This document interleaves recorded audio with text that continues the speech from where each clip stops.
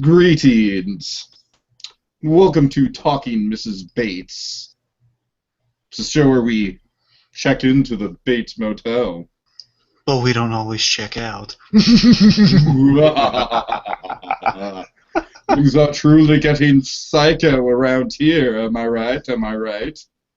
Little. Just a little bit, just a little bit. Alright, so we are here to talk about Bates Motel Season 3, Episode 2, entitled The Arcanum Club. Yeah, lots of stuff going on. Lots of stuff. Yeah. I gotta say, I'm really digging the season so far. There is not a plotline that I'm not interested in. Yeah, I respect. Here's what I really liked about this. I'm speculating going forth in the season just with this overall here that it looks like they're really taking their time. Like they're really doing some good building here, like with the plot lines, as you just said. So I mean, I think they're taking their time. So when it ramps up, then it's going to be full on ramping up. So I think like probably I assume third episode onward, that's when we're going to start heating things up to a boiling point. So I'm saying I think now they're taking their time, they're laying the groundwork. I think maybe they're picking up on season 2. We're going to add some stuff all over the place, so now we're really trying to build them towards something consistently.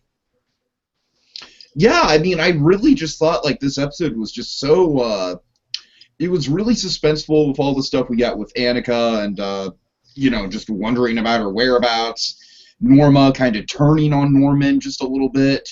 All the awkwardness involved with the multiple shippings that are going on that we'll talk about. Yep. Just all kinds of good stuff. All around a really quality episode. A literary reference that made me feel really smart because I called it before it actually happened. I knew you were going to like that. I literally called it before it actually happened, and then they mentioned it. It made me feel really smart. I patted myself on the back. We'll get into that. We'll get in. I had a moment where I was like, oh, I know Tiki's going to love this. I did. And we got... Okay, I'm going to say it. I'm not going to mention it here. We'll get to it. All right, so do you want to jump right into the recap? Yeah, give us some Carlton cues, Tiki. Okay. Previously on Bates Motel. So in a nutshell, Caleb's back, you know, keeping it secret from Norma, so he can bond with Dylan a little bit. Norman meets Annika. Emma and Norman start dating. She's a nice girl. She is a nice girl. Oh yeah. Norman's. So then, the ending of the last episode was Norman was alone with her, in the last one scene with her, and he's alone at the end of the episode, walking away from her car mysteriously, where she is not to be found. All right, so getting into the episode. So Norma, she's checking on Annika because she wants to check the window shade. Because of this from last episode. Oh god.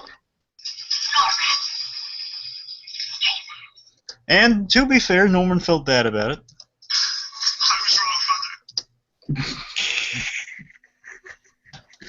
Norman! Norman! All right. So basically, really, you're right, Dave. It was a really funny line. That's her excuse. She's really coming by to check on her window curtain around the bathroom. So basically, so she can avoid that happening again. I didn't that until my second watch through. I love how she brings it up again. I thought it was really funny, and it's again this good old. Oh, we love Norma Bates so much. Anyway, so I love. It's like every time watching a new episode, I remember why I fell in love with this woman. You know, okay, so here's it. Yeah, she is. She's so adorable. She dresses so cutely, and she's just so sweet, and yet there's a bit of psychopathology behind it. Oh yeah. Anyway, so Norma's bringing Annika some towels with that veiled excuse. There's no sign of her, though. Car's out there, and her bed is made. Not a good sign in the motel business. So, very suspicious. Emma's dealing with Wi-Fi guy. I kind of nicknamed him Wi-Fi guy. Basically, going through his bill, explaining to him, oh yeah, no, the Wi-Fi's free. Well, you sure it's free? Why is it on the bill? It's free. Anyways, Norman, meanwhile, has a really kind of good back and forth. I was saying I really love this episode, kind of the reoccurring theme in our past 2 seasons. One of my favorite team-ups of they're like it's like almost like a Laverne and Shirley type deal. Like Emma and Norma are like they're gal pals. You could just hear like empowering woman music playing behind them every time they go on a quest. Norm Emma. Yeah, something like that. The point is, like, I love that old kind of not detective dynamic exactly, but like going on an adventure thing. Like they spied on Bradley in her evil yoga pose, and then they They're kind of like the female equivalent to the Hardly Boys. Hardy Boys. Hardy Boys. I'm so sorry. Yeah, and then also like season 2 is like she took her to Dylan's workplace. I mean, they've always had the little team dynamic, and it comes back big time this episode, which made me so happy. Bigger later on in the episode. Anyway, so basically, No yoga poses though. no yoga poses, but there's still time. It'd be So, great if Annika was just like in the bathroom doing a yoga pose and they were spying oh god, that'd be ridiculous. Anyway, so she has the basically, evil Bradley eyes. anyway, so really, I love this bit, kind of like over her shoulder. She's like a really great shot by, at least kind of over the shoulder, just basically asking them if she's seen any sign of her, and basically she tells Norma, her car's out there, so maybe she left early to hike or something. He says she doesn't really seem like, doesn't really strike me as a hiker. Just to have that look towards each other. It cracks me up. I'm like the guys in the background. It's like, yeah, it's the other guy. Really funny. I love these two together. It's really so adorable. So she goes down to Norman, working in the basement, working on a little baby goat, which is really creepy, by the way. It's terrifying. It's kind of terrifying, yeah. And I love this little nod that she's Norman mentions he's real passionate about the word he's talking about. He mentions he needs a freezer. Wait, you can put that in our freezer. Well, I don't have any other freezer. Oh, Oh, come on, Norman. well, I need a bigger freezer for down here. Okay. Which a bigger freezer for down there. Not good. No. I basically asked her, basically asked her if you saw the girl or not. Norman says no. Nice girl. Yeah, a nice girl. So it's by the way, nice girl.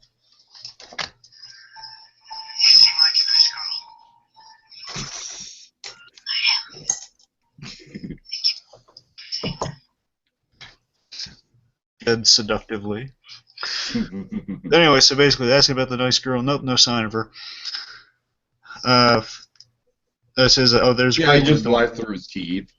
Yes, and Norma has a fantastic little bit here. She says, well, I was going to her room, and the way she brings it, I was going to her room to check on her window shade or her bathroom curtains.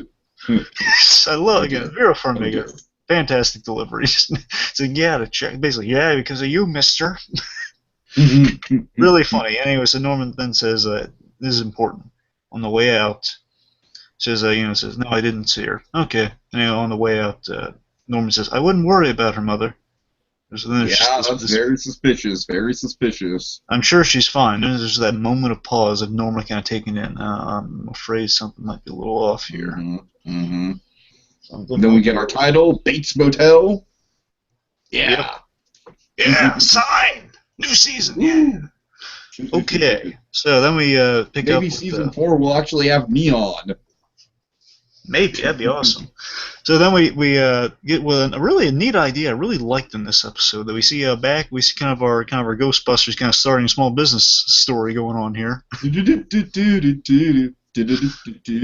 we have Dylan coming up. This is Caleb and Cupcake Boy working steadily on getting their little legitimate medical marijuana field working. Which I really love this idea of Caleb being put to use here because they've seen in the first episode that he's good with construction. They mention he's talking to Cupcake Boy, mentioning, "Oh man, your uncle's really good at construction. He could be helpful," and he is being helpful. He's building stuff and talking about like irrigation systems. Yeah, but oh boy. Oh yeah. It's gonna get nutty. His helpfulness is gonna come to a drastic turning point in a sec. And then like they're even getting the dog to help out the cause. Like Cupcake Boy has like a dog named Rex. I love Cupcake Boy with a dog. Do we have a name for the dog? Yeah, Rex. It's Rex. Okay. Yeah, so you give Rex the dog. He's gonna be like, yeah, it's a really fun little group. I mean, this is almost practically a spin-off going on here almost. I really like it's kind of amazing that you associate Caleb with the word fun, but it's true. I know, it's so twisted, but yeah, it's I don't know.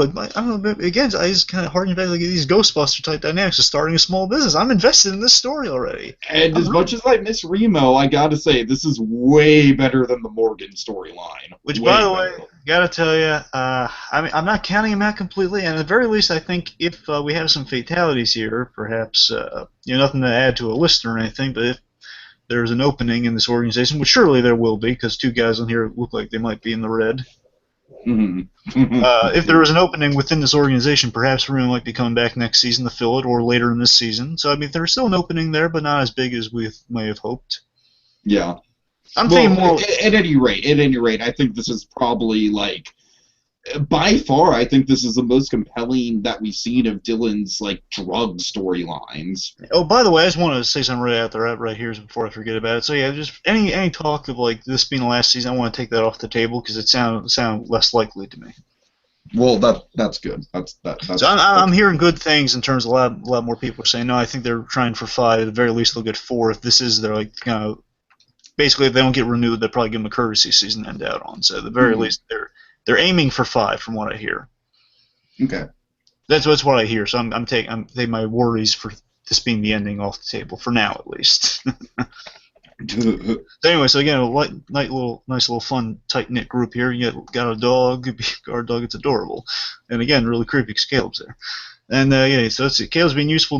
Dylan's taking notice of this, and Dylan's slowly starting to. He's slowly starting to come around, Caleb. A little bit, just a little bit, yeah. Which is nice, and of course we're going to see that go south later on. At least more suspicion be involved. No. This is a great scene. So Norma is returning from grocery shopping. And she notices the car's still there, still getting worried, and asking, "Have you any sign of her?" Still nothing. Well, when's the last time you saw her? Last night when she and Norman took a ride into town, and then we have this moment play. Oh. It doesn't do much justice, but just let's hear. No, it. play it. I really don't think it was a big deal that he went with her. I think he was just trying to help.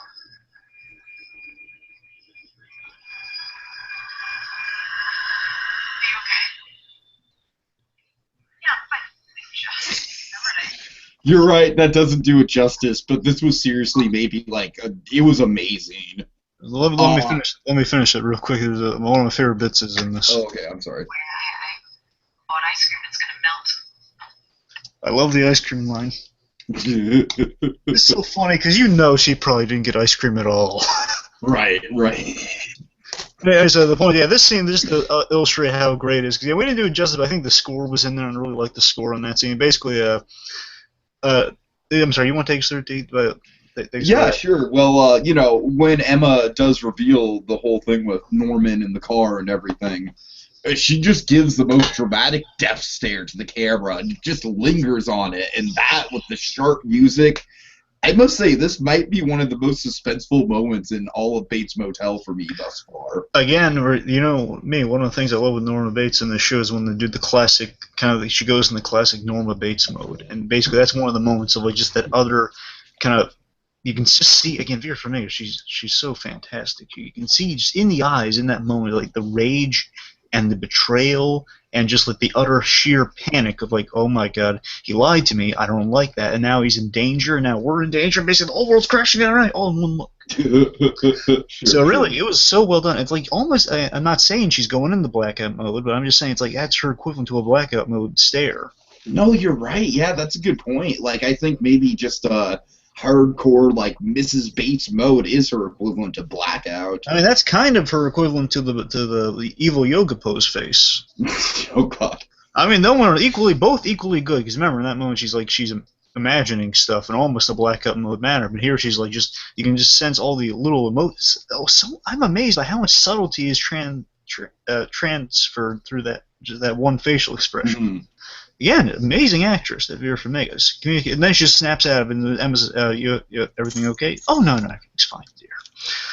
And this comes to that ice cream lie. I'm convinced it's a lie. Really funny. And then this happens.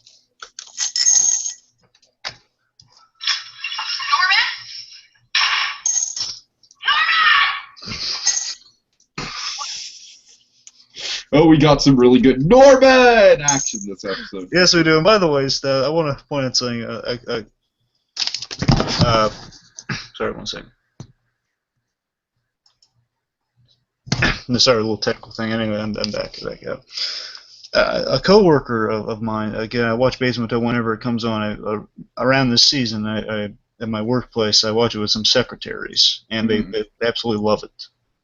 And one of the things someone pointed out, because they also love Norma Bates, and they point their favorite moment in the episode was the bit in this scene where she calls up to Norman, and then Norman says, "What?" as the clip just played, and Norma does this thing where really, like, 'cause she's so eager, she like peers around the corner looking for Norman, even though he's just literally at the stairs. That's the favorite moment, is like kind of that off-putting, like, just peers around the corner. So that was just, I want to point that out there because it's a little amusing to me. Yeah. And it's a little neat little bit for her when you really think about it. It's that little Norma peer around the corner. So anyway, so she's upset. He lied to me. You lied to me. Mm-hmm. And then and Norman, I like this. We got a lot of ambiguity here, a lot of. I really like this explanation. Yeah, for a second, it really kind of led to you thinking, like, okay, maybe the situation with Annika really is under control. Then again, I'm thinking Norman's getting a really good line from that lie detector thing because that's another good point. We just don't know. We just don't know. It's a great thing about the storyline. This could be, for all we know, this could be a Heisenberg level lie. For all we know. Right. Oh. So basically, he mentioned he drove the car back. He didn't want to upset her because obviously he can't drive, but really he can't drive. It's because legally he can't drive. Yeah, right. Yeah. So anyway, then she instantly. But if he did drive, I hope he floored it. Okay. Anyway, let's see. So obviously, Norma instantly she wants details and what happened here. Like, give me any details. She's panicking because obviously she's thinking, oh my god, what if he did it again? What if what if something bad happened again with this? Anyway, so she was meeting a friend. A simple mother. She was meeting a friend, and she was very dressed up. Very dressed up, meeting a friend. She was afraid she might be drunk later on, so I offered to drive the car back for her. Mm-hmm. After I picked up a thermostat, which, by the way, theory about the thermostat makes me think he's lying. Now, to be fair, thermostat apparently can be small. The part he needed for thermostat could be small. He could be in his jacket pocket, but you'll notice he didn't walk out of that car with a bag or anything. That's a good point. Yeah. So I'm saying either he put it in his jacket pocket or he didn't go there at all. So that's a clue there. That's what I'm sticking by that. Anyway, so the point is, but then Norma just like she was dressed up. She was dressed up. Okay, let's go. We're gonna go to this bar and get some answers. So again, Norma being such a good mother she wants to. She's taking a hands-on approach. She wants to prove to herself and to everything else. She gets some evidence. Okay, my son is not a killer. Everything's fine. But I'm gonna make sure. So we got to take some action here. Mm-hmm. And though we have some great lines here. Oh yeah, do you have it? Yes, of course. Okay, good. You can't keep getting into cars with questionable women. Like Blair Watson. Oh God.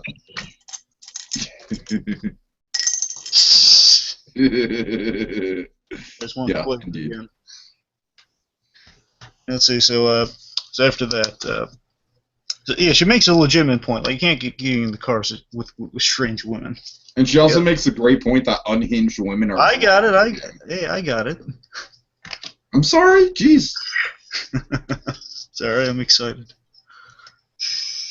I don't know why, but unhinged women drawn to you. She goes on to say... She's not unhinged. She's a very nice girl. She's a little trouble.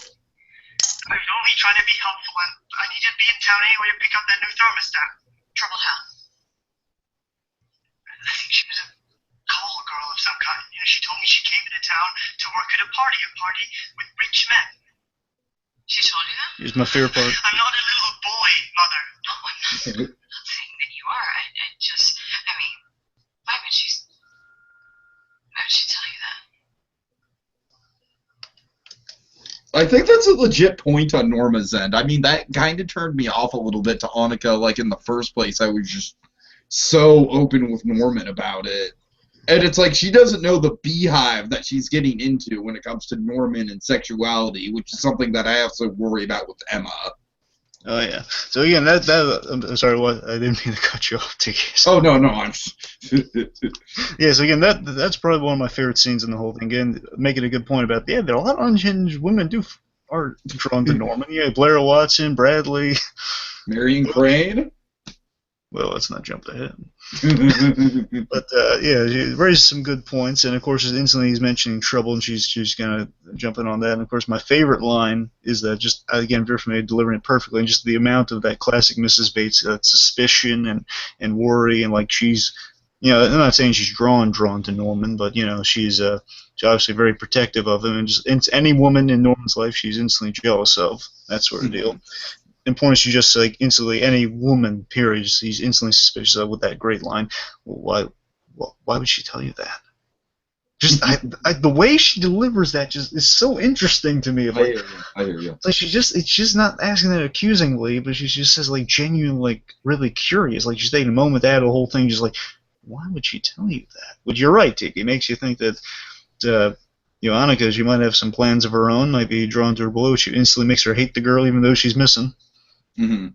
On some level, so really she's looking for this girl out of her own self-interest, but still she convinces her. She says on the surface it's because she's worried about the girl, which we know just from past seasons. Kind of BS, yeah. This is always BS. Like the fact is, no, we're going to call the police to tell them about that sex slave girl. We're not calling the police. Yeah. That sort of stuff. So the point is always out of self-interest and at a Norman's interest. Okay. So the point is really good scene. Then Norman's kind of his response to that is like, I'll take you to the bar. He just wants out of that conversation. So I mean, really good stuff. I love that. Sorry, favorite line of the episode. All right. So we're at the bar, and then thanks for this bit, Tiki. What did she say? Well, Norman he has to stay in the car first of all, and then she's like, "Why did you say was?" You said she was a very nice girl. There we go. Which again, call back. I'm sure everyone appreciated. Oh yeah. Oh yeah. Okay. Anyway, so then there is a great, really interesting bit. I want to get your read on this. After that, she's like the whole was bit, which by the way, specifically, I think I'm not sure. I'm not going to say misquote exactly. It's pretty much the same thing. It's like he says, she was doing this or that. He didn't specifically say she was a nice girl. That would have been a little too on the nose, I guess. But well, it's a little weird, but it's fine. Weird fulfillment, I guess. Yeah. All basically, right. because she tells Norman to wait there, and as we see on the inside there, we get Norman doing a classic glare, which makes you think, oh wait, how much is he watching this because he wants to know how much he finds out, how much he knows, if he's in trouble, so basically he sees that she's getting nowhere, and you'll notice there's a very slight hint of a smile upon finding out she's found nothing out. And by the way, yeah, for sure. So while she's in there, so while she's in there, freak out, which kind of reminisces of this great freak out, if I may. Oh god. Stop it!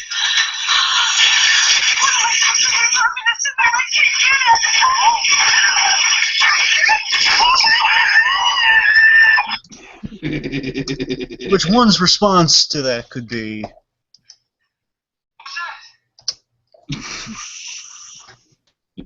Yeah. Oh god. So, so it's interesting. Norman, I had to re-watch it a few times. I think I see a subtle smile creep on Norman's face when he finds out that she has nothing, or she looks frustrated coming out of there. I can see it. Because he's looking at her, and he's just gazing at her, getting nowhere with it. He's just glaring as if he's just waiting to see what happens, and he smirks. He's like nothing's happened. And then, do you have the great line? No. Okay, well, good, because I don't want to step over your lines. She has a great line where she says, "I don't know how long I could keep doing this." Doing what, mother? Never mind. Oh yeah. Well, by the way, before that, I think it's before that, though, she has a really great seatbelt bit where she's like, "We've all been here," but the way Norman Bates is here, she's messing with the seatbelt. She's really frustrated. She's like, click, click, click, just trying to jam the thing. Oh, that cracks me up. Come on, seatbelt, come on! Really funny, really funny. Now, that line, very important, that line. I don't know how long I can keep doing this. Makes you think, her survival chances. It makes it think that might be kind of like a last. It makes it seem like, hey, I can't keep doing this forever. The point is, their relationship's going to take a turn down south. It seems. Exactly. Yeah. Which also implies I think that's kind of a big theme of the season for sure. I think at the very least, the sounds of it, this is not going to be the last season. I'm not going to jump down that too much, but at the very least, it looks like they're going to make us think that Norma might be biting it this season. Yeah, whether or not they actually pull the gun on it, we don't know. But exactly. Yeah, I think that's definitely the direct. I mean, we literally have in the trailer, "You're gonna kill me, Norman." So I think at the very least, with that trailer in mind, that they're kind of going with like what they were doing with Dylan in season 2. It doesn't get much more spelled out than that. So I'm thinking it's going to be kind of like a Dylan vibe we got from last season. So I'm saying I kind of mean that too. I think in all likelihood she's not going to die, but they're going to sell it like that, or at least we're going to make it seem like that. Okay. So the point is, it is a great line there in terms of foreshadowing. I don't know how long it's such a great delivery too from Farmiga. Just like her, there's a mother who will do anything for her son, and like she's just it's you see the strain on her physically, like getting worked up over every little thing to protect her son, and she doesn't know how long she can keep doing it. And then she's much like Breaking Bad, it kind of plays around with the sort of like inevitable outcome. Yeah, and then she puts on the brave face for her child, just like say, "What do you mean, mother?" And it's like in that moment, like she's reminded instantly why she loves this kid, and says, well, "Never mind." Mm-hmm. Really good bit, really good bit. So we're at the campfire. Okay, so we're at the campfire with Dylan and Caleb and Cupcake Boy, and Cupcake Boy and Caleb are having a few brewskis, and Dylan, he just kind of wants to come home. And I must say, this is my one complaint about this storyline, and I think this is a really good storyline, really interesting and whatnot. I want to see some scenes with Dylan and Norma, especially now that Dylan's kind of got to hide the fact that he's hanging out with Caleb. Well, remember, we had a bit of that in the first one. True. I don't know. Just and they established in a little recap that he's keeping the secret. They mentioned that Norma never has to find out, so I'm sure she's going to find out at some point. That's very true. I'm sure it's going to be like a secret thing too. Yeah. Liar revealed, perhaps? No, I'm just kidding. I think done like in a good suspenseful way, though, if that is the case. Yeah. Okay. So Cupcake Boy's dog suddenly spots another big dog. Yeah, a big dog. And then a really scary scene, by the way. It really is, yeah. The dog just freaking attack. Like Rex goes there like he's a guard dog after all. He goes there, but then he's outmatched obviously, and then it's like really horrifying. While he's freaking out. Oh God, we gotta do something. Mm. And then this scene's very interesting, by the way, for future stuff. Caleb just pulls out a gun. Yeah, and shoots it, and here's the bit that creeps me out. It makes me think, as much as Caleb's being kind of built up here, is like, hey, we're starting to come around on him. He has moments like these that make me think, oh man, there's something still seriously off about this guy. He's like, okay, I'm going to bed now. Yeah, just instantly after he killed the thing. I know, I'm right with you. That was major creepo factor, right? I know, I love it though. It's like, oh man, yeah, this is reminding us, as much as we like Caleb, there's still something wrong with this guy. He didn't technically rape somebody. So we're gonna... Multiple times, over and over. Again, by the way, in we'll get the promo stuff, but more like... I never saw the promo because I couldn't find it online. We'll get into it. I'll tell you what happened. Anyway, so let's see. So then we see Norma in the bathroom, like in her Norma Bates robe, and then just making a grand entrance as Norma only can. Mother. I need to tell you something, Mother. Oh, it's such a great shot, too. Just like the pan over. And we as an audience at this point, it's like, we're just like, oh God. And then she went out of the bathroom in her robe. And Norman was there. Sorry. So thanks. Okay, well, Norman, he's just like, this is kind of like a reoccurring theme of the episode. Norman's just like, you seem to be under a lot of stress, Mother, and I just want you to know that everything's okay. I'm keeping my schoolwork up, the hotel's doing good. Oh, and by the way, I'm going to be dating Emma now. I love this moment. And Norma's actually genuinely pleased by this news. And She is genuinely pleased, but at the same time, do you think she kind of feels a little bit of concern for Emma at this point? I think so, yeah. I think there's a bit of Yeah, that. yeah, and that's kind of an interesting kind of little subtext to it. Yes. Okay, so basically, trying to think of anything else. So basically, Emma, I wrote my notes, dating Emma, I underlined, yay! Then pretty much, Emma. which is really funny. We're gonna get another hashtag couple, by the way. We are. I've got it ready to go. Yeah, I know. So anyway, so basically, we see a shot after Norman's kind of trying to dissuade his mother's worries, and you see her kind of still mulling over her worries in the bathroom mirror, I think. Just kind of, you can see definitely concern. So I think you're right about maybe some concern for Emma, but definitely concern for her son, saying, well, he says everything's fine, but still, this girl's missing. And it's still weak. I love it throughout the episode, the tension is still weighing on her. Yeah, it's just kind of like an unseen sort of menace that kind of looms throughout the episode. All right. So then, speaking of which, our next scene is Norma. I love Norma just kind of gazing at the car, like wiping off the condensation. But condensation, really good move, by the way. And whoever wrote this or directed this, basically, let's put some condensation when it should time has passed. Really good visual cue there. And then basically we have Emma and Norman discussing their date. Which, by the way, for their date, I certainly hope that Norman is bringing some black socks, perhaps. I've got some black socks you can use. Luckily, Dylan has some. Yeah, and I don't because they're in my drawer. I should have grabbed them before we started recording. I'm sorry. Well, Tiki does not have black socks, people. I mean, they're in the same room that I'm. I just don't have them physically on me. But you can still borrow them. It's all good. No, it's fine. They're talking about the date at this point. They're actually coordinating it. Anyway, the point is, they're talking about the little date, and this scene's really good. Yeah. Emma constantly, she's been led into the fray a little. She knows about the rape and stuff, but she still doesn't know everything. She's kind of in her classic Emma mode of like, oh, your mother's so nice. Your mother is worried about this girl. But I also like, is this a scene where Emma kind of brings up?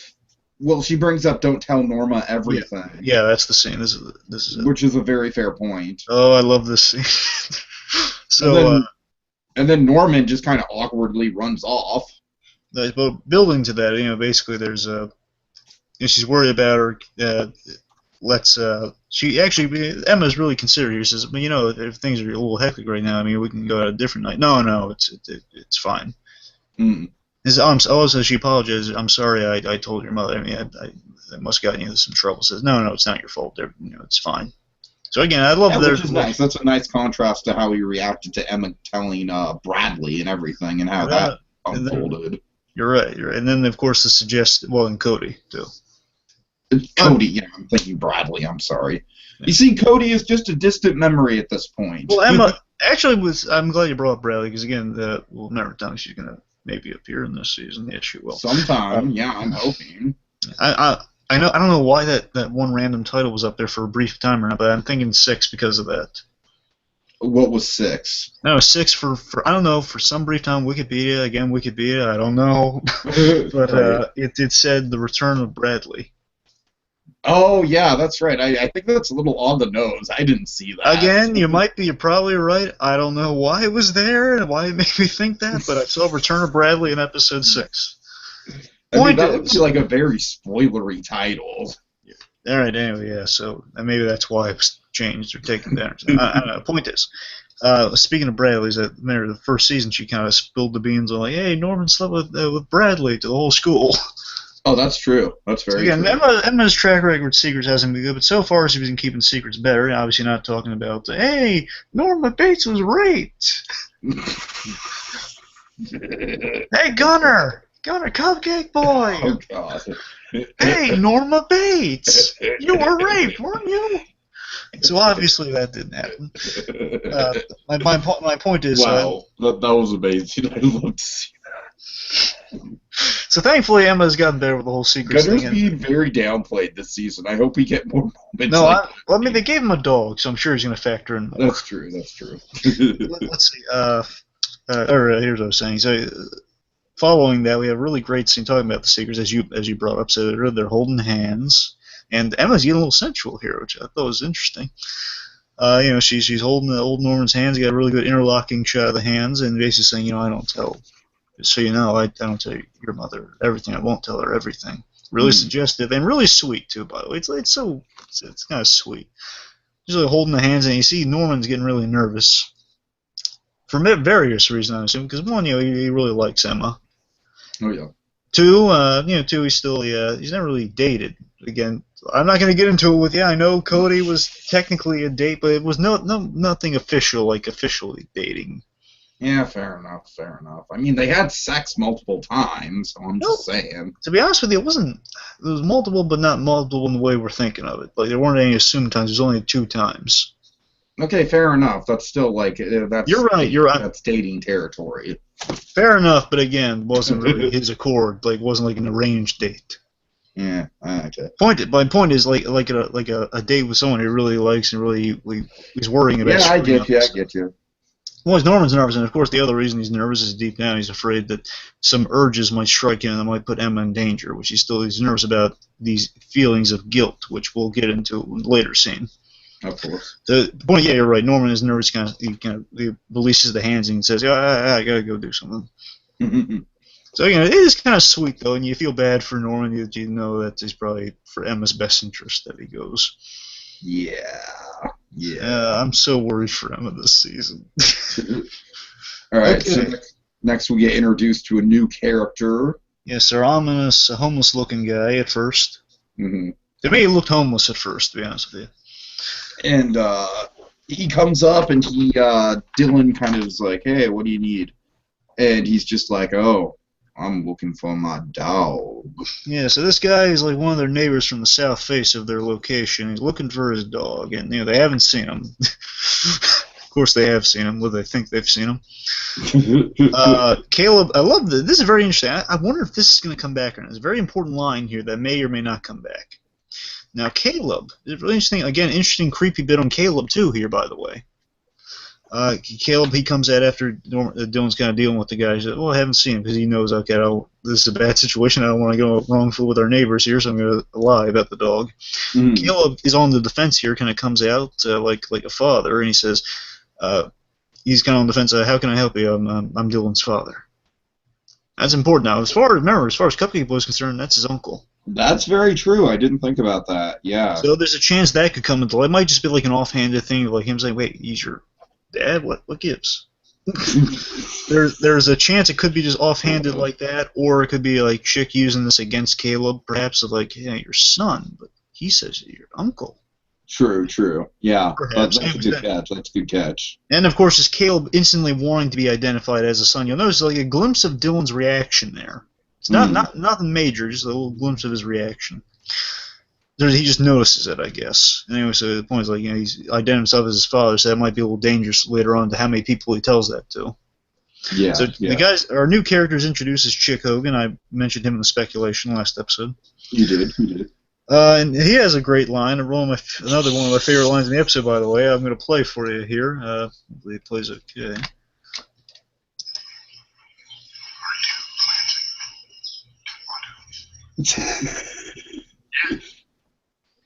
Corn. And green beans. I green beans. Okay, you know what's great about that is that my mother is a medical marijuana patient, and she literally uses the word tomatoes as a code word for weed over the phone all the time. Oh, She's just like, "Tyler, I'm smoking some tomatoes." So I'm just like, oh my god, it's Terry. Jeez. My point is, the line cracks, such a random line, it cracks me up. It's just the ending of that line. That's the line that really cracks me up. The tomatoes thing's pretty funny. Just like the code words for the marijuana is like, the tension in this scene is like, how much does this guy know or not know? And he's mentioned like, what are you growing? Then he knows he's lying. Just instantly, these guys are lying like tomatoes and corn. Tomatoes. Just love this the random food I love the ad libs of food from these characters like and corn. And green beans. And of course, my favorite bit is the green beans part. Just Caleb inserting into that, and green beans. And then, of course, just the best response. I like green beans. And here's the best response. Just Chico saying, with all the sincerity in the world, with the grin on his face, saying this line, which cracks me up. I like green beans, too. Cracks me up every time I watch this. So the point is really funny, but also a little bit of a really strategic bit on Caleb's part. A bit of a Breaking Bad touch, if you ask me, of kind of really trying to gauge your enemy's knowledge by saying he knows he instantly. There's a little bit of suspicion that this guy's lying. He's confirming to him in that moment that yeah, you're lying. That I'm saying, hey, I'm adding another food here, and you know that's absolute bunk. Green beans. So again, exactly. Caleb's subtly saying, hey, I know you're lying to me right now. I'm gonna lie to you right now too. Mm-hmm. That sort of thing. Okay, let's see. Sorry, getting sidetracked on green beans here because it's funny. Okay, so Norma, she's looking in Annika's car. Oh, I'm sorry. Remember, let me know if you see the dog. And also, sorry. The important thing is he says, I heard the tomato crop was wiped out.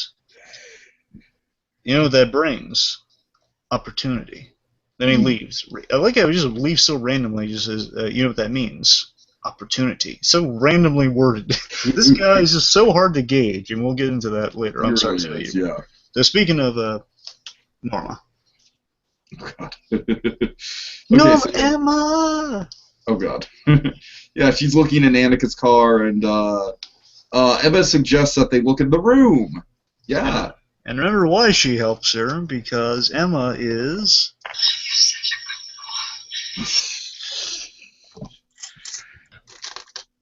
That's why. So they get back in their old habit again. I love this when the team up kind of rears its head. Yeah, Norma, Emma! So they're... I love the little moment where Emma's kind of ruminating on, like, it's so strange how people place things in a hotel. It's like a presence to them is still there. And then Norma's just like, Emma, please. That is my favorite part of the partnership, by the way. Just honestly, that kind of was a nice little callback to Emma's kind of season 1 role. Yeah. Where she was kind of like the quirky sort of spiritual girl. Yeah, there's actually 2 season 1 references in this scene. Just one of like Emma just suggesting, hey, should we tell the sheriff? Says, no, we'll wait a day for that. And again, it's literally referencing the fact that she wanted to wait on telling the police, and literally said it's funny, she used the same exact excuse for Emma in the first season, mentioning, oh, well, no, we'll wait a day. Literally, same excuse. Oh God! Oh God! Anyway, so yeah, they decided to look in the room for clues. Again, the partnership rears its head. Again, you're right, absolutely right. It was so brilliant about it, just kind of calling back. It's like the writers. It's like a meta joke of like, yeah, we know Emma's a little flowery in the first, and Norma's just kind of calling her on. It feels like such like kind of like a cop dynamic of like, hey, not now. It's like 2 detectives working on a case, even though they're not really detectives, but it's kind of detective work. And then Emma's just like, what kind of line of work was this woman in? And then what kind do you think? Like, isn't it obvious? Yeah, really funny. But again, they have like such good back and forth. I love these 2 together. It's so great. You're right. I would watch them on like a procedural, like Nancy Drew type detective show. Yeah, that's what I'm saying. I can sense their energy and things. Oh, Emma, please, not now. So funny. Again, Norma's legitimately stressed out about this girl's being alive or dead, and Emma's just getting into her whole her whole flowery thing. Just not now, lady. I don't have enough on my mind. I don't even think about energies. So anyway, so what they find here, in addition to some suggestive items. Oh yeah. She finds an invitation. This is very important. She finds an invitation, a really ominous black envelope, for the Arcanum Club. Bum bum bum. Title. Which apparently, on the surface, is a hunting club. They're hunting for something, all right. It's a hunting club. Apparently, it's an old school rich party. It's an old school rich guy party in the town with the high socialites and stuff, which really made me think for a moment we were going to get Christine, but it's apparently it's a gentleman's club, so maybe that's why. I was kind of looking for George in the crowd. For a moment, I thought George was going to be our guest, later guest. Yeah. The point is that for a moment, I really thought it was going to be George for a moment, but it wasn't. And again, I'm starting to get worried that maybe they're not going to be in this season, but we'll see. We'll see. I am too. Yeah. It might be a surprise, though. Like, again, they had a lot of characters, though, if they did include them. So that point is. So I love Emma's some legitimate reasoning for why Emma knows about these guys. Is, oh, yeah, my dad did some taxidermy for them. Name reference. Yeah, name drop in the house. Yeah, hopefully he exists. Yes, hopefully he appears. I'm going to be really, really sad if next season is again, I'm just saying this because it's looking really obvious, and I'm really sad about this. That if Emma dies, if then next you season, never see him. no, if next season opens with the funeral and then he's there, and that's the last we see of him. Oh God! I'm going to be really sad if that's the case. That'd be really bad. No, I'm not saying bad. It's really sad. Okay, anyway, so basically her father did text her, and that's why she knows. And by the way, again, I looked into Arcanum, and Arcanum does mean mystery and like ominously kind of Illuminati type group. Okay. So I really like that. Basically, it is a hunting club, but mysteries in the name. Ooh. I know it sounds like a cat poster, but it's real. Sorry, it's a Lego movie reference. Anyway, so basically, it kind of says like, "Hey, don't tell Norma about this." Which again, interesting. Keeping a secret from Norma on Emma's on one side and doing the same from the other side. Really neat. Very true. Very true. And again, if Norma and Norman are kind of two sides of the same coin. A little symbolism there, perhaps. Both getting really close to Emma. Two sides of the same coin, you say? Mm-hmm. Perhaps. It seems a little interesting, doesn't it? Like these two are still kind of like it. One's drawn towards Emma, so is the other one. Yeah, I can see it. Yeah. Okay, so we then see our old Romero. No. Norm Arrow. Oh, I was going to address him before we got into the shipping, but okay. Normero. Yeah. Or Romero. This is probably my favorite scene of the whole episode, I gotta say. Or Romero. Romero, that also works. That also. I think Normero works a little better though. I like Normero. I really like Normero. So the point, basically the big thing in this scene, we got a lot of great chemistry with these two. But I was surprised that he was still there. They just had a reveal of him checking out. So again, it's so great that Romero still gets like a great entrance. Like, hey, surprise! Oh wait, Romero, why are you here? Oh yeah, he's still checking out. Yeah. So apparently he's been there for 3 months, and he finally the house has been built. Now he's officially checking out. It's amazing how much one can accumulate in a small space in 3 months. Anyway. Yeah, and there's a really I love this bit. There's one of my favorite Romero bits here. This moment where Romero's paying for his stay there, and like Norma just again, I love Norma so much. She just turns. You're a family friend. Your family friends is no Norma. Listen to me. The bypass is happening. It's almost done. It's almost completed. They're going to be taking the signs and allowing some cars to come by soon enough. You're going to need this. Mm-hmm. So again, he's being really logical reasoning for you. Hey, look, your motor business is going to be slow for a while, if not for a longer time. You're going to need this check to stay in business, so take it. And then I can't get over the exchange that beer. I would have recorded this, but again, you have to see it to believe it. She's just like, well, I'll see you around. The moment is it's so sweet and strange and perfect. Goodbye for these two. At least when we get so awkward. It's so deliciously awkward. It's just again, it's perfect for these two. Just they're both equally. You're right, equally off-putting to each other. But again, the interesting thing they've kind of said in like the description of Romero's character is that he's really drawn to the Bates family. He's going to find himself keep coming back there. Obviously, he will, but like he's there for like another reason because deep down he does like Norma. At the very least, he likes being around her. Mm. So it's a really kind of neat goodbye. Like it's like it starts as a handshake and then turns into a hug. Yeah, I love how it starts as a handshake. Yeah. Then like the moment when they're kind of like locking arms and I was like, come here, you. Like Norma's kissing him on the cheek, and then there's a really great moment. Romero's just kind of holding her tight as she holds him tight. It goes on way too long, really funny. It's basically this important. Now, a really important subtle moment here. I think it was that moment of kind of clinginess there from Norma. Is like she's seeking safety in the arms of someone who she. You're right. Yeah. Well, which she does, which makes me think as her world is crumbling around her, she's seeking safety. And again, maybe that I'm speculating on this. Maybe that relates definitely to Caleb. Because remember, okay. they were as close as two people could be, and again, Norma having boundary issues because she was violated by someone really close to her. She's seeking comfort. She just doesn't realize it. She's naive to being too closer in personal space because she's been violated. Mm. So maybe a bit of that there, and Romero kind of perceived it like, I like holding this woman. So basically, then we have a great bit of classic thing that makes me always happy with Norma Bates. She runs in front of the car in her little shoes. Which I love. We'll get it again later in the episode, which I really love it even more. It's like her favorite thing to do. She just loves running and stopping cars. I just love the running around the car in her shoes.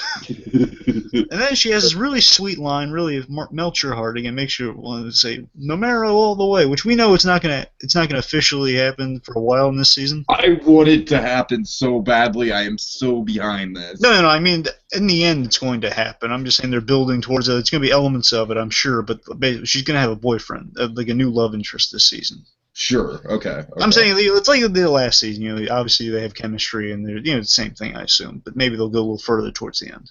Mm-hmm. Point is, she has a really great line. She says, I just wanted to tell you, when you were here, I always felt safe when you were here. Okay. Oh. It drives on. By the way, just kind of applaud Romero's awesomeness. Here's a little Romero celebration of Romero's awesomeness, real quick.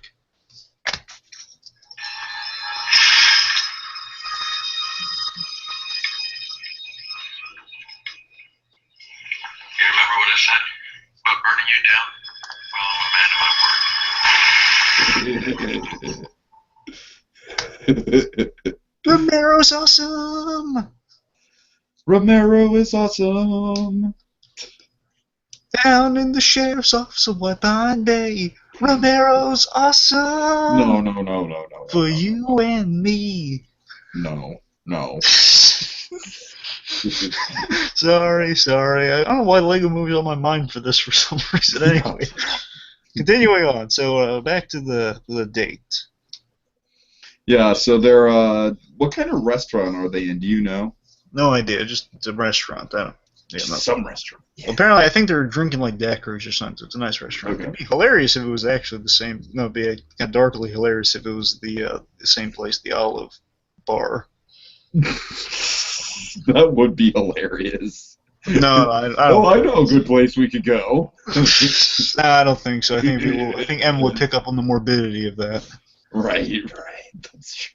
So they're on a date, and Emma is making date conversation. By the way, she's dressed in one of her adorable sweaters like the first season, which I liked. More callback to first season Emma. Oh, yeah. She's dressing a lot like first season Emma this episode. So basically says, well, why now? Why are we doing this now? He says, well, no matter how crazy things got, we always made sense together in all this change.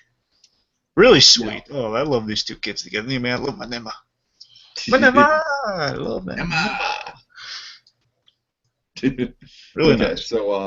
So Emma, she's kind of worried that she's going to see a different side of Norman. Well, she's not worried. She's eager to see a new side of. I thought she was eager to see. I thought she was worried. Well, I mean, she says I think it's more like venturing into uncharted territory, like maybe guarded excitement. I don't know. Fair enough. I wonder how it's gonna. Maybe she's like it's gonna be a little weird. Perhaps. I mean, that's what she says. Might be a little weird, seeing different sides of someone you know when you're dating them. And Norman, he brings up, he asks if she ever had sex with Cupcake Boy. Well, obviously she did, and she says yes. And well, then this is interesting, very interesting. And Norman says, "Oh, did you feel bad afterwards?" He says, "Well, I mean, I feel a little naughty, but So Norman says, well, afterwards, you have this overwhelming feeling. And then he says, well, sex is important to me. You have a lot of feelings. He says, well, it's magical. Maybe not magical. Oh, I like that moment where she says it's magical and kind of head trippy. Because, again, season one Emma. Just saying. Yep. So the point is, she's saying, it is important. She's mentioned. I love it. Like she's saying, it's like it's the basis of reproduction and all that stuff. So I like this. Again, they're making some conversation here, and Emma's pointing out some stuff that I'm afraid may make her too smart for her own good, and may make her dead.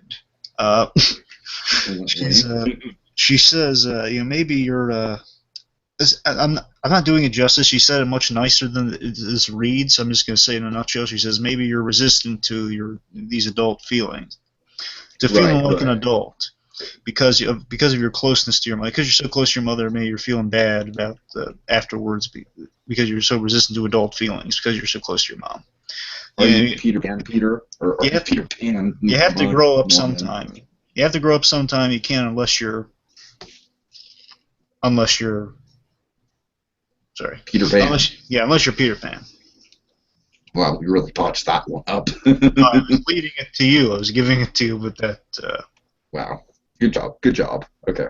You have to grow up unless you're. Whoa. I'm sorry. Go ahead. You have to grow up sometime unless you're Peter Pan, and you don't want to be Peter Pan, do you? And then he has the sweetest retort ever. He says, "Well, only if you're Wendy," and that is important. She says, "Well, Peter and Wendy never got to have sex." That is the weirdest reaction, but it's still endearing. Of just like kind of like this, no, like kind of a laugh turns to like sounds like a no. Yeah, I can't.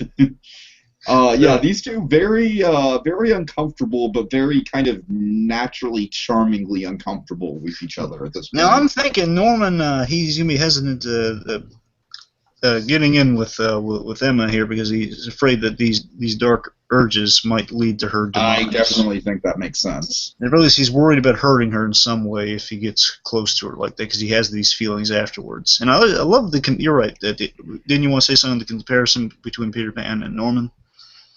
No. No. No. I just like the line. Right. Of course, that was the moment I thought, oh, he's gonna love this. Because that was a literary reference you thought I was talking about. I know what the other one you're talking about. I thought it was this one though. No.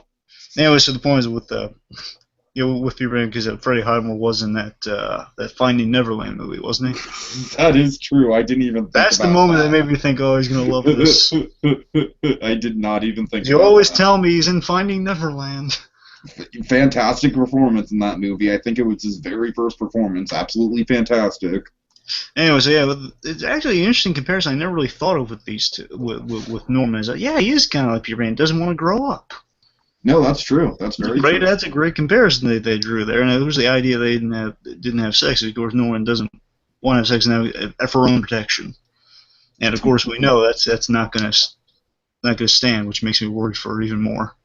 Oh yeah, The idea of Norman embracing his sexual feelings may lead to dark things happening to people. It's interesting in concept.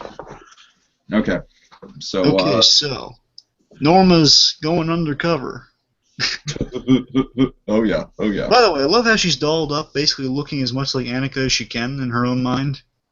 Right. Basically, she's going undercover as Annika at the party, and she goes there, and this is interesting. She talks to the guard at the gate. Big gate with a bull on it. And she doesn't have the password, so she can't get in. Now, here's something interesting. Again, more proof to maybe suggest Norman may be behind Annika's demise. Okay. Or disappearance at the very least. We don't know demise yet. With her disappearance, think about it. She didn't make it to that party. That to me is a sign. That's true. No, I definitely caught that. Yeah. So she didn't make it to that party. So it almost raised the question: why was she there? But then again, she might be getting an appearance like maybe she just went there and forgot the invitation, or she was there, or these men sought her out, or something. Mm-hmm. So maybe there's enough there for why she's at the party. She's going there to get any answers on this girl, I guess. Maybe that's it. Maybe that's why she's going there, to get any answers she can from this girl, right? Yeah, I can see that. Yeah. Yeah, she goes there, no luck, so she's got to back the up and got to find another way in. And all dressed up. And you know me, I love my Norma fashion. She looked beautiful. No, she really did. So we got Caleb and Dylan paying their neighbor a visit, not to ask for a cup of sugar, but to make a point. Oh yeah. According to Caleb, they got to set a tone. Dylan's a little hesitant to do this. Caleb saying, "Hey," and I gotta say, I'm just gonna say it. Like right at the start of the scene, I was thinking of Mice and Men.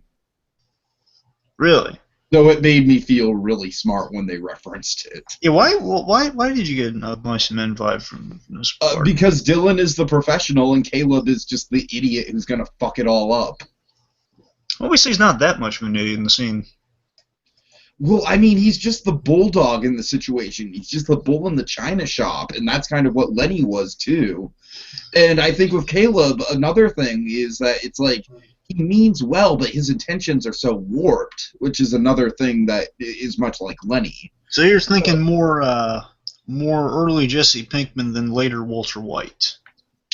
I guess so, yeah. I'm just thinking, like, I just definitely got the sense that it was going to end in an Of Mice and Men situation with Caleb having to be taken out by Dylan. Oh, wait, I was thinking that before we got the Mice and Men reference. Oh, we need 2 pennies there. Okay, carry on. There you go. So anyway, so Caleb's saying, time to change things up, and he knows there's something off about this guy, and he's trying to scare us, so we got to make sure we scare him. To me, sounds like kind of and I get where he's coming from. Mm-hmm. With that. But still, Caleb on the offense here, so he's getting a little overprotective, which could be dangerous. And again, overprotective given this guy. Right, yeah, exactly. Yeah, overprotective is not a good thing with this guy. Okay, so I love this. They visit the guy at the dead of night, they're armed, so is this guy. Mm-hmm. So basically, Chick Hogan's there, armed with gun and tow and everything on his property. Basically, say we think we accidentally shot your dog. I don't have a dog. I don't have a dog.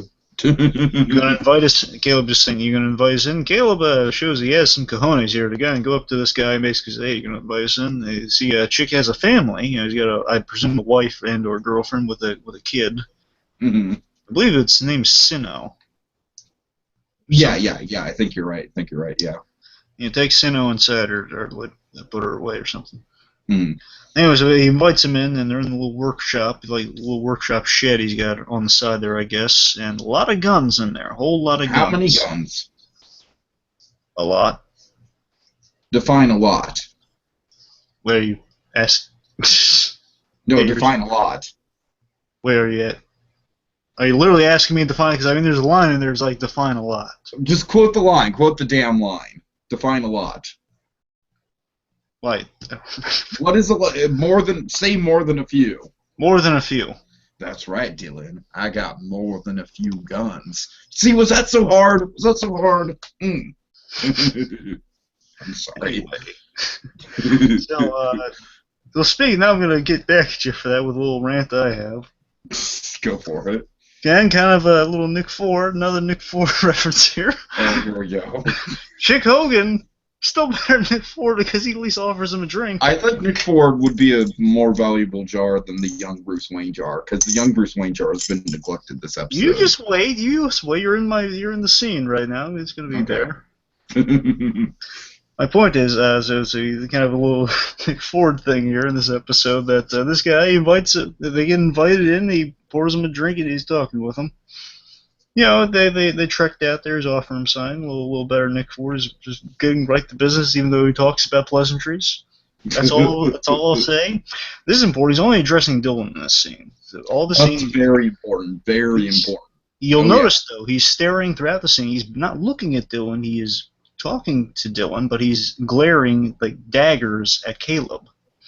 Yeah, I love it. I love how this whole thing comes together for sure. Right. So anyway, so from what I hear, these two are going to butt heads a lot. So this is Caleb's bad guy for the season. Mm-hmm. Anyway, so let's see. We don't know whose side we're specifically supposed to be on, though. That's of course.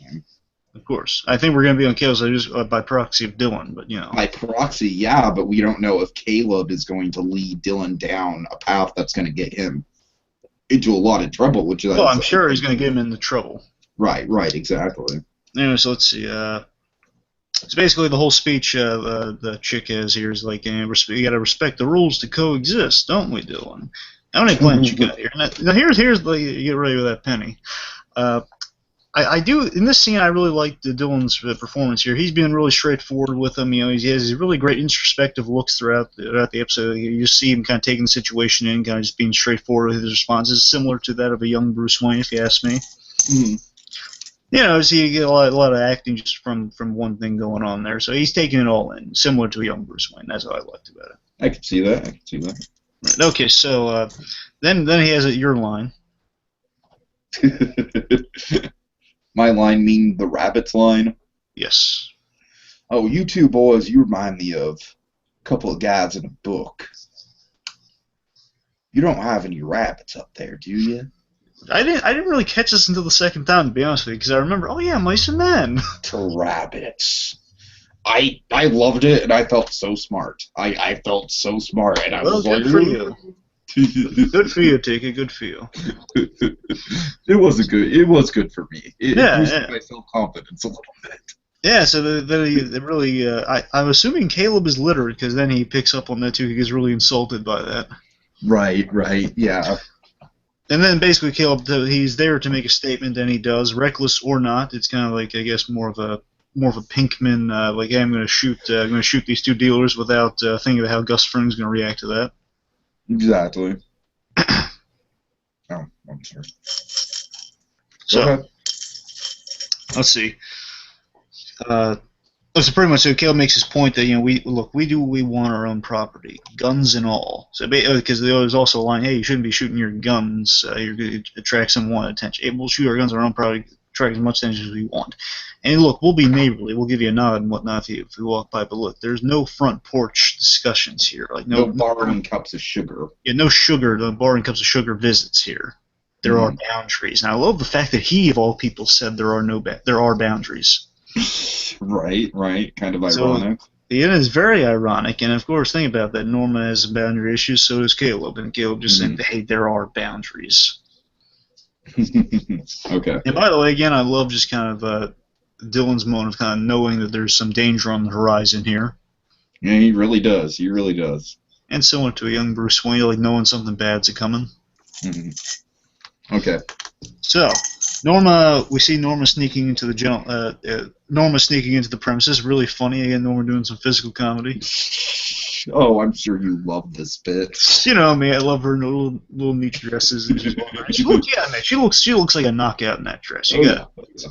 And then we see, this is the reveal for me, that hey, it's a gentleman's club. And I'm thinking that guard at the front there, he realized that no, she's not. She shouldn't have an invitation to get in the club. She'd be not.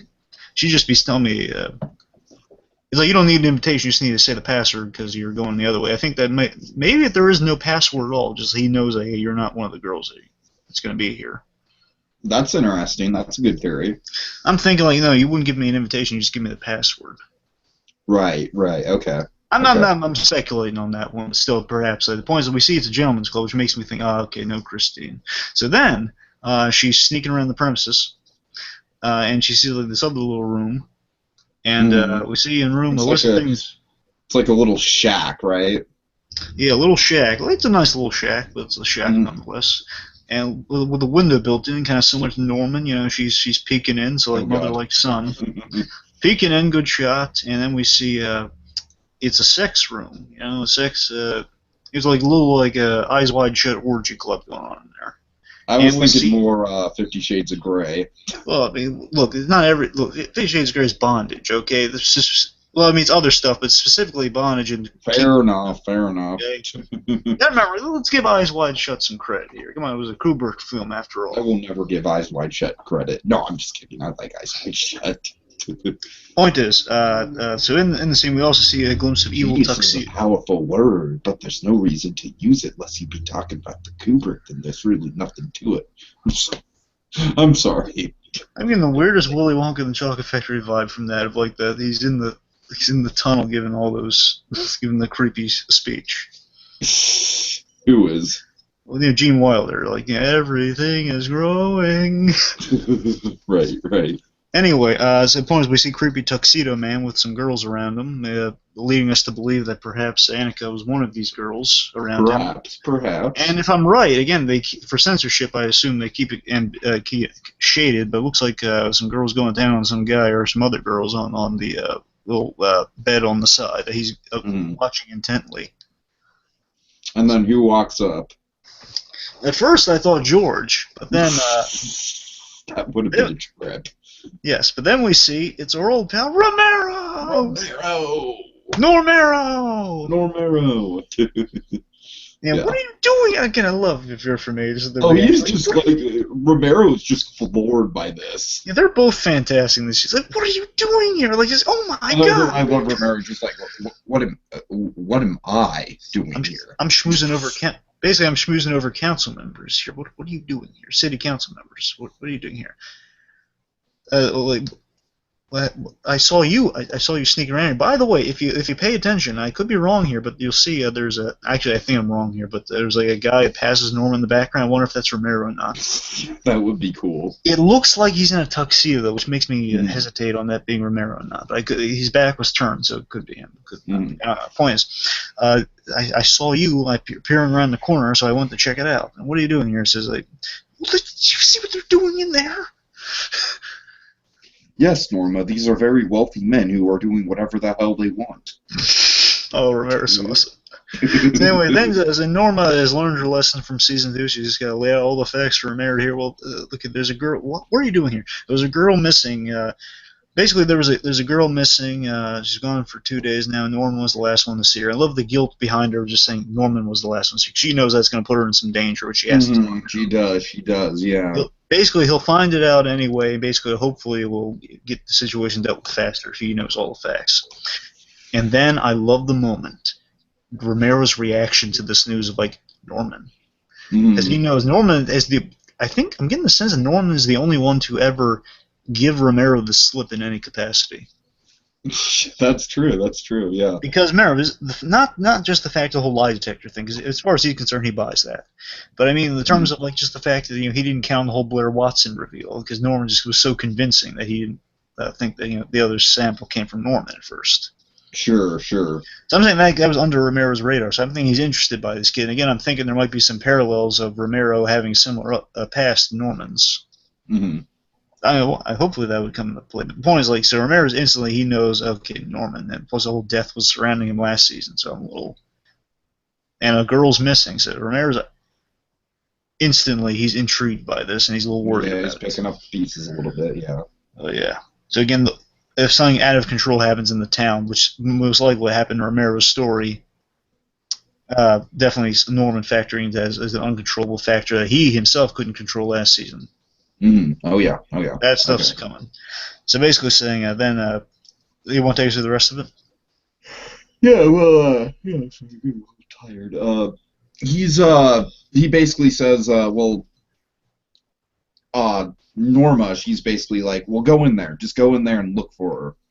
And then she says, I love the line, she's really a very lovely girl who might be dead. I love that. And then there's the great bit of like, this is again great delivery, again similar to that, the whole like, why would she tell you that? Similar to that, she says, well, why are you here? Oh, well, why are you here? And then the best line is a Han Solo line says, I'm not here for that. I'm not here for that. And warns me, it could be dangerous in there. Be careful. No, actually, I'm sorry. Romero says to Norma, hey, look, it's dangerous. You cannot be here. Get out of here. And her name's Annika. She says, get out of here. Get out of here. So, Norma's driving home from, let's just because the movie's come out recently, she's coming home from the ball. Things, she met her Prince Charming. She's left, so to speak. What is this? It's a dumb comparison. Let's explain that, yeah. So she's driving and she sees a sign, and it's that exact sign you have there, Lee Berman Memorial Bypass. Again, we knew the bypass is coming, and a little reveal of our old pal Lee Berman. For those who don't remember Lee Berman, here's why she remembers him, and why the town remembers him. Sorry, let me try that again. Excuse me? Yes, I just called you a dick because that's what you are. So not many fond memories attached to Mr. No. And so instantly, with that scene, so many emotions going through Norma's head at that moment. She has to pull over, and before I get to what she does when she pulls over, before we get to that, just think about this. Instantly, just that sign up there is bad business for example. Is a reminder of, oh yeah, Lee Berman. Oh wait, here's that one guy, that one lady called some bad names, and then he died, and then she was on the city council. And now she's not anymore. So there's something wrong with this lady. So instantly bad business for the motel, bad business. That's very true. And you know, again, it could be a little in for her if Christine was the one that brought up, hey, let's call it the Lee Berman Memorial Bypass. I would love that. I would also love that. Again, so then basically, here was her reaction to seeing the sign as she pulls the car over. Let me just play it all. I think it paints a nice picture even without seeing it, but we'll demonstrate what it looks like.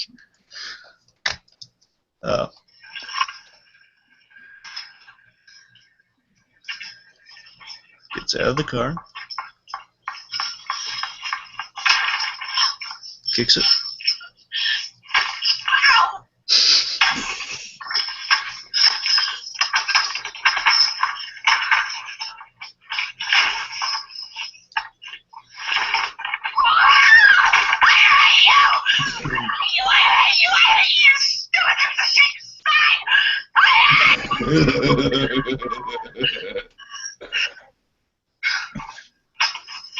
Gets back in the car.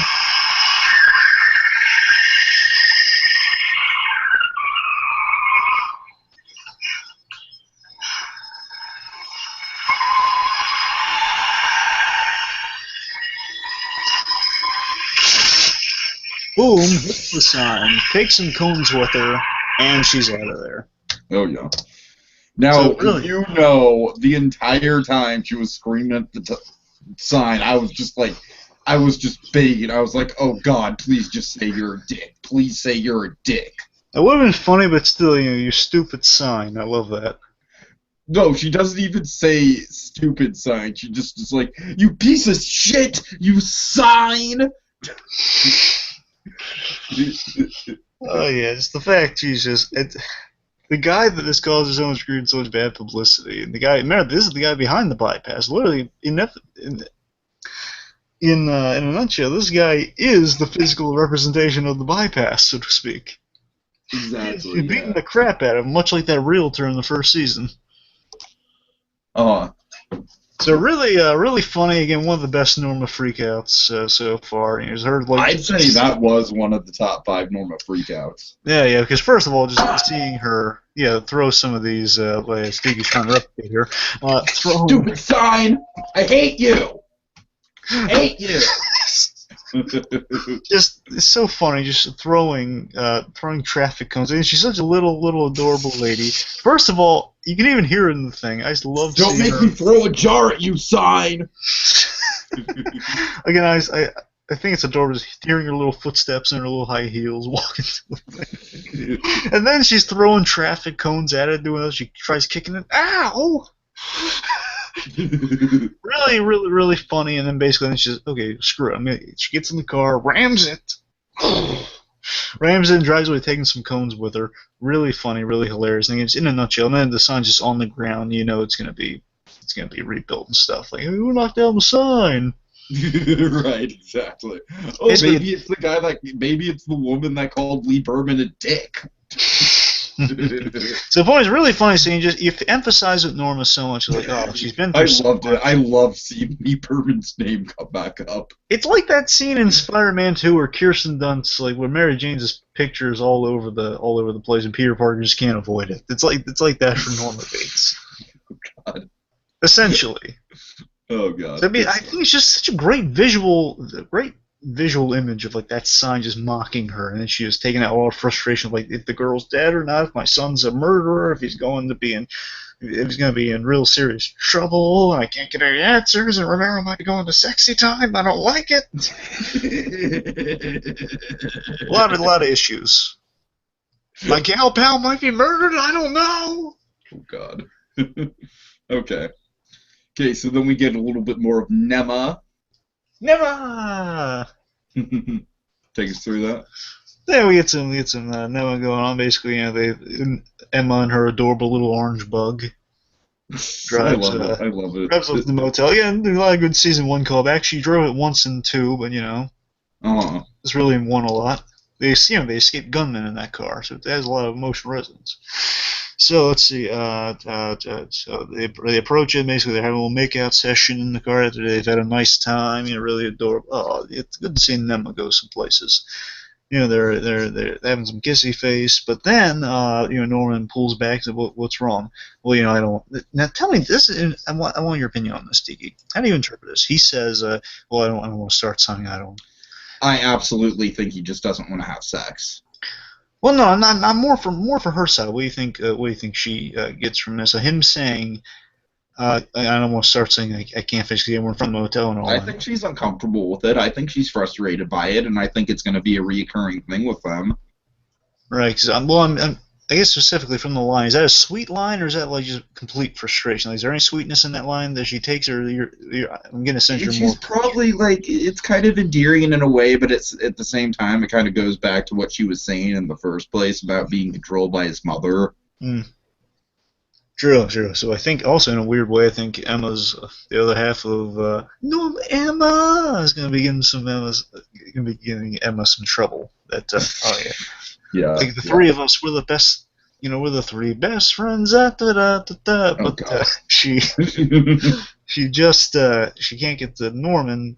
She has to get to Norman through Norma, which again just so symbolic. Exactly. It's like her best friend. She has to get through her best friend to get to her boyfriend. Mm. And again, of course, I hear people saying Emma's too pushed around, mistreated so much through these 2 seasons and this one so far. Yeah. What do you think? I don't think she's mistreated, but you feel bad for her a lot of the time. I think they're bringing it back to season 1, so I think it's doing a good job. All right, anyway, so that she drives off. Poor Emma. At the moment she drove off, I thought for a second that Norman was gonna like go to like some sort of like basement or something and reveal a tied up Annika. Well, I really thought we were gonna get that. Well, I would reference that moment in the first season, in episode 3 of the first season, when Blair Watson, she's Oosby is she's tied up in his mini blackout. That's true. Anyway, so the point is, Norman's there, and then his mother pulls up, and then pretty much after he finds out, she's had a lousy time at her ball, so to speak.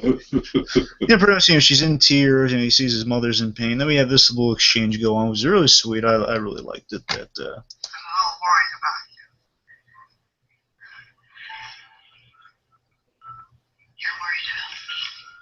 You're worried. You seem a little different lately. Stop worrying. Yeah. Yeah, and that kind of closes the episode out. Yeah, pretty much. There's still words to chew on there. It's like, I'm still worried about you. Of course, him saying that of all people. It's like, it's funny. I think he's emulating his mother subtly on some levels here. That point is like she's worried about him, and at the same time he's worried about her and like herself. So I think he's just subtly emulating Norma. In a way. But I think it's interesting. So, and he's basically trying to reassure her at the end of that, saying, "Hey, listen, mother, everything's going to be good. Everything's going to be okay." Mm. And then we see, our last shot is kind of the shot we see in the trailers all the time. So, first of all, this is a great thing, similar to that second episode, like, hey, they caught the guy, yeah. So your mother's really a nice person, Norman. Anyway, the point is, like, we have basically after things seem to be a little lighter, then we have, I guess it's more like the season 1 finale of like, hey, we're all alive at the end, yay, but not Blair Watson. Mm-hmm. Oh, who's B? She's the dead girl. All right. Okay. So then we have a kind of a reveal the next morning where a dog. It would be hilarious if it was Rex. So a dog, a random dog, finds a girl floating dead in the water. Now she's not wearing red, so there's still some ambiguity if she is or is not Annika, but it's not a good sign either way. Yeah. At the very least, there's going to be definitely some eyes on Norman, because Ramirez is going to be having some eyes towards Norman. A girl goes missing and is found. Not going to be good. All right, so I got to admit, like I'm kind of on a time crunch where I can't say much, so we have to like be really quick for this last stuff. I'll just say ultimately at the end of the day, it's going to go towards this. Maybe they'll wake it up a little. All right. So. Because I'm so sad. Oh, I love it.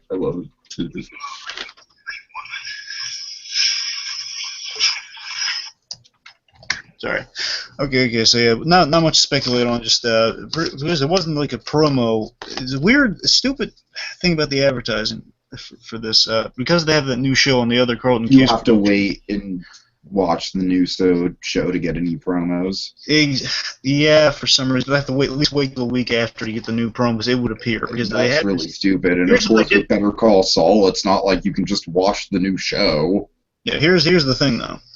Mm-hmm. Because of Carlton Cuse, what they do is they have like it's supposed to be a promo, I guess, but it's actually just like another season trailer for like other stuff in the season that played during his other show, which I just fast forwarded to. It's like I think it's called The Return or something. Mm-hmm. Point is, like I got the essentials here, just like some interesting stuff that's in there real quick. So basically, they found So I'm not saying this is all going to be in the next episode. It might be spread out a few, so bear that in mind. So they found the girl at the morgue. They're kind of obscuring the whole reveal, so you can't really tell if it's the girl now, but she's blonde. Right. So it's looking like it might be Annika. So there's no clear look yet. So good chances it's her. Norman is snapping at Norma. Stop telling lies! Norman says to her. We see Norman. We have that great bit of Norman sleeping. I can't wait for that. I'm really excited for that. Oh yeah, right. Norman's sleeping. I can't wait for that. We see Norma. And this is important. Here's the important stuff, Tiki. Norma is grabbing her trademark gun from the other two seasons. Okay, and then the way it's edited is to make it look like she might be using it against Norman, which I doubt, but still. I very much doubt that. But still, that's the way it is. So maybe we know how that confrontation would end, anyways. Now this is important. Here's another important. Like these last two details are very important. So she's yelling. Norma's having a freak out at somebody, and at first it made it look like it's Norman, but Norman and Caleb are on one side next to her, and she's yelling at someone we can't see, saying, "How could you?" That's got to be Dylan. No, Dylan and Norman on one side, so Caleb or someone else is on the other side. Oh, okay. So we see the Bates family on one side, and she's yelling at someone who I assume is Caleb. I know at first I think Dylan, but maybe it's over another matter. But maybe Caleb does something stupid, and then she's really mad at him. Well, I mean, I would assume that she'd be yelling at Dylan. I also assume with Caleb in the first place. I also assume that, but then again, he's on the same side, so he can't really be yelling at him. Mm-hmm. Also, he said Norma's placing a 911 call, and we see Emma, Norma, Nema getting romantic. Oh, God. So whether he wants to or not, it's going to happen. Right. So yeah, that's pretty much all we got in terms of promo. Any quick speculation you want to get away? Like, what do you think's going to happen in our next episode? Do we have a title in the next episode? Persuasion. Oh, that's interesting. Let's see if we can come up with anything real quick for that. Who would be persuaded? Oh, I guess it might be Norman kind of talking to Romero about this girl that's found, and you get that kind of scene of the women seem to be drawn to you, like seem to be. Perhaps. I like women, probably because I spend so much time with my mother. Oh, God. Probably getting that thing.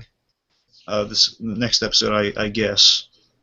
Oh, I can't wait for that. I assume persuasion also implies Caleb having more face-offs with Chick Hogan, and perhaps Romero's dealing with. I assume his enemy is the Tuxedo Man in the window. Tuxedo Man. And my guess is that this dead girl is going to lead him to talking to that guy. Okay. So maybe that's where we're going next episode. Mm-hmm. So I think Dylan might be having to deal with this guy also. Maybe he's going to be him trying to persuade people into things, which I think is really appropriate for Dylan. Okay. All right, you want me to run over some checkout odds really quick? Sure. So folks, we gotta just keeping tabs on who may or may not be biting it soon. Oh yes. So in a nutshell, let's see. Emma, let's go over any changes here. So pretty much, it's really similar to our previous estimation of who's might be checking out. Emma went up 5% because I think the closer we get to sex and all this allusion to Emma's really excited about sex and it worries Norman. I'm really worried that Norman is going to be the one to kill Emma. And again, we got sex. And again, we got a lot of clues that suggest maybe some illicit things have been happening, dark things have been happening after he's been intimate. Mm-hmm. Perhaps. And then Caleb went up to 80% just because of the rabbits thing. Mm-hmm. I mean, if that's not clear foreshadowing, I don't know what is. Well, I think the fact that, again, he's starting to develop a real... I think if he doesn't get killed by Norman, he might be killed by this guy, but still, Dylan's going to be... I think he might be killed by Dylan, given the rabbit line. Why do you think Dylan's going to kill him? Because if he causes Dylan too much trouble, that he's more trouble than he's worth, and he All gets right. too much hot water. Sorry, forgot. Hence of mice and men. Yeah, forgot. Sorry. Again, I don't know. I guess I'm not seeing Caleb's action as I mean, kind of gutsy, but I don't see him as reckless exactly. I think he's kind of reckless. I think just shooting the dog in general proved him as reckless. Well, I mean, sorry, not reckless, but I mean, I don't see him as stupid, just more reckless, I guess. Well, he's definitely reckless. He's definitely that. Yes, he is definitely that. You're right. But, okay, anyway, so Annika, I think it's fair to say she went up to 95%, if not more. Yeah, 95%. Because again, all we're really waiting for is like an official look at who the dead girl at the morgue is, because we see Norma at the morgue and exactly. But you 97% plus again clues suggesting she didn't make it to the thing. Invitation mixed with Norma not having a thermostat, driving over, giving really suggestive looks at Norma like he's just waiting to see if she knows it or not, if he's killed her. Right. It's not looking good for her. So at the very least, I think she's still going to be dead regardless, whether it was Norman or the Arcanum Club. Mm-hmm. So we'll see. There's a good chance it might actually be the Arcanum Club. I want to make that clear. Then again, Norman's it's looking really good for Norman. True. Okay. And then finally, we have added Norma's mother, Francine Calhoun, to the R.I.P. list. Yeah. Mm-hmm. And, God bless that tweaker, BlueDragonFive. God bless Tweaker. We mourn for Tweaker. Many tweakers died to bring us this information. All right. Quick final thoughts. Well, again, I thought this one was really solid. Maybe not as, well, again... I want to say not as action heavy, but then even the first one wasn't that action heavy because I think it's just coming back. We were just really excited to see it come back, but this one was also really solid, really good. Had some great moments, really good acting moments on obviously from Freddie Highmore. It was really strong in terms of character building. I like the slow approach of their building more directly towards the thing instead of like kind of going a little all over the place like last season. Mm-hmm. So I like how it's building. For me, I got to admit, this might just be a top 5 episode for me. It might be a top 5 episode. Because I love everything from, like, the whole building of suspense with Annika, and I love that moment with Norma, with Emma, and that death stare that she gives, and then everything with Normero is awesome, and I fully support that. Love the sign freak out. That's just a top 5 Norma moment for sure. Just everything about this episode I thought really came together really well. And of course the Of Mice of Men reference, which I love. Just there's so much here for me to latch onto. I really, really enjoyed this. Oh, by the way, another name for the Romero-Norma relationship. Remember. Yep. Say that again? Remember. No. I think we'll stick with Normero. I know. I'm just saying. I'm saying the only reason I asked the Normero is because also Norman. People are gonna go that way. People to go every way on that on the shipping stuff. All right. So is that all we got? If I may close this out with a familiar beckoning.